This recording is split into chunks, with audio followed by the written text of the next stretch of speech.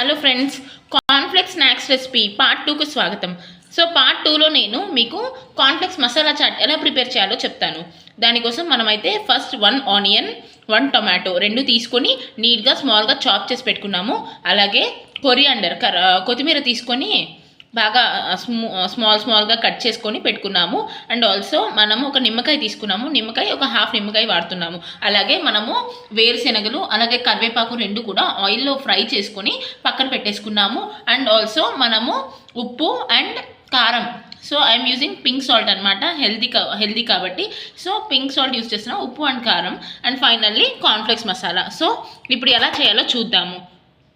Process అయితే start చేసేస్తున్నాము. ఒక bowl తీసుకొని అందులోకి ఆల్రెడీ మనం వేయించుకున్నటువంటి కార్న్ఫ్లేక్స్ అనేవి మనం తీసుకోవాలన్నమాట. మనకి ఎంత క్వాంటిటీ కావాలంటే అంత క్వాంటిటీ తీసుకోవాలి.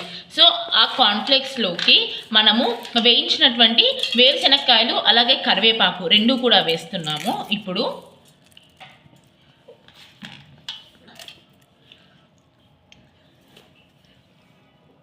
ఇప్పుడు మనము చాప్డ్ ఆనియన్స్ వేస్తున్నాము. నెక్స్ట్ చాప్డ్ టొమాటో వేస్తున్నాము. అలాంగ్ విత్ దట్ నిమ్మకాయ తీసుకొని నిమ్మకాయ పిండాలి, అది లాస్ట్లో పిండాలి. ఫస్ట్ కారం వేస్తున్నాము, దానికి సరిపడినంత కారం వేసుకోవాలి. అలాగే ఇప్పుడు సాల్ట్ ఫర్ టేస్ట్, రుచికి తగినంతగా. మీరు ఒకవేళ ఎక్కువ తింటారంటే ఎక్కువ వేసుకోండి, తక్కువ తింటా అనుకుంటే మామూలుగా వేసుకోండి.